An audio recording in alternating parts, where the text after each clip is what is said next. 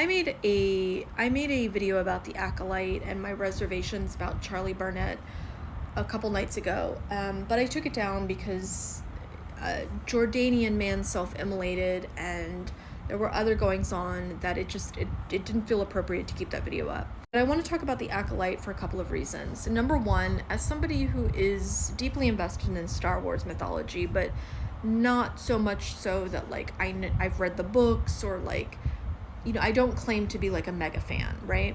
But I'm a mega fan.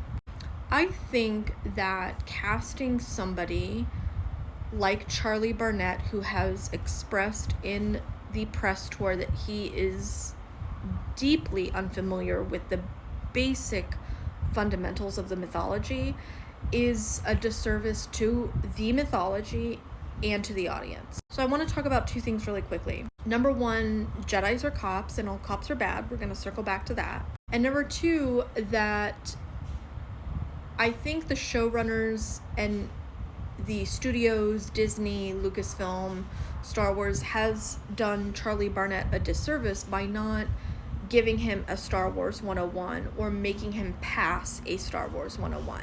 Because yes, there are really great actors that could step into any mythology, especially one as large and expansive and important as Star Wars, without really a lot of knowledge and execute on a high level. But you could count those people on one hand. I think they did him a disservice by not forcing him to pass Star Wars 101. And I think if you're going to be a steward of a mythos as large and expansive and as important as Star Wars, you need to make sure that the people that you are casting are familiar with said mythos at a fucking fundamental level, i.e. knowing that Darth did not in fact blow up the Death Star, okay? And I'm going to give you a hypothetical. Laurence Olivier is considered by most to be one of the greatest Western white actors to ever exist on stage or screen, right?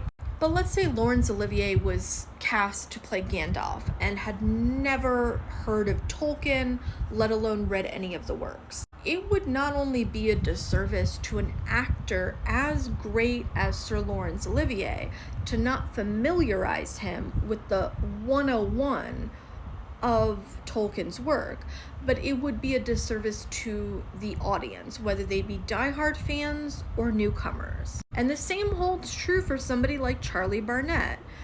And I feel like it bleeds into his performance. I really do. There is something lacking. And we live in the year of our Lord 2024 where you cannot divorce yourself from BTS scenes, like behind the scenes, interview, press, all of that, and the actual narrative playing out in TV or on film. We get both at the same time, for better or worse. If I know that the gentleman playing Jedi Yord thinks that Darth Vader blew up the Death Star, I do not believe that you are a Jedi. I don't believe anything that you're doing on screen.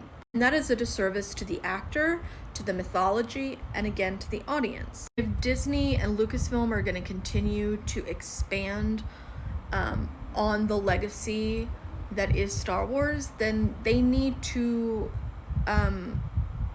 hire stewards like Filoni and Favreau that are going to hire people that are invested and familiar, or are willing to familiarize themselves, or who have people that are going to force them to familiarize themselves with a 101. A 101, bitch. Let's get to point two. Jedis are cops, and all cops are bad. Fantastic Frankie fantastically pointed out that this narrative is shaping up to be, however imperfect in my opinion, a narrative about police brutality. Again, we see Yord, he cannot keep his saber sheath for more than 5 seconds at a time. And I think anything following Andor is going to be lacking, right? Like, until something meets the standards of Andor, it is what it is, fine. But we must remember that, like, the Jedi are cops. They are a lot of other things. They are a lot more than just cops, but they're cops. And all cops are bad.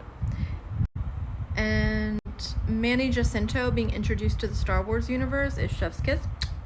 Lee Jung-jae being introduced to the Star Wars universe is a fucking gift. So yeah, let's enjoy it, but let's be critical and let's not be toxic in our critical analysis. I think that's easy to do, right? Like, it's okay to be critical and not be a cunt, I think. You can correct me if I'm